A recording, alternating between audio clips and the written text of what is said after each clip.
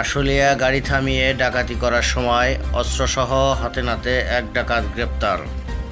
প্রতিবেদনে মোহাম্মদ সুমন ব্যাপারী। ঢাকা জেলা আশুলিয়া থানাধীন আশুলিয়া বাজার ক্যাম্পের এসআই মাহবুব উল্লাহ সরকার ও সঙ্গীয় ফোর্সের এসআই মতিউর রহমানের নেতৃত্বে মির্জা রুবেল নামে এক ডাকাত দলের সদস্যকে ডাকাতি করার সময় অস্ত্রসহ হাতে নাতে গ্রেপ্তার করেছে।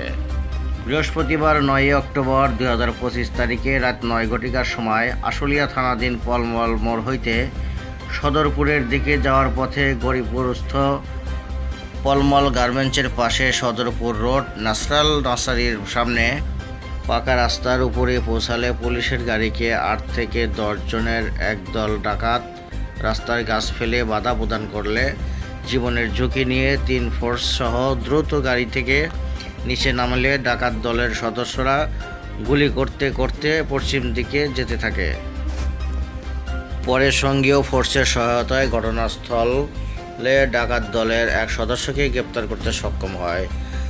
তার নাম মির্জা রুবেল ওরফে সুমন 45। সে টাঙ্গাইল সদর জেলার নামদার কুমিল্লা খানপাড়া গ্রামের মির্জা বিশু ওরফে আব্দুর রহমান খানের ছেলে। তার মায়ের নাম রবি খানম। তাকে তল্লাশিকালে একটি সচল রিভলভার উদ্ধার করা হয়। এ ঘটনায় আশুলিয়া বাজার ক্যাম্পে একটি সাধারণ ডায়েরি করা হয়, যার নং 170। তার নামে পূর্বেও 7 থেকে 8টি ডাকাতি মামলা রয়েছে। সূত্রে জানা যায় গ্রেপ্তারকৃত আসামি একজন দুর্ধর্ষ ডাকাত।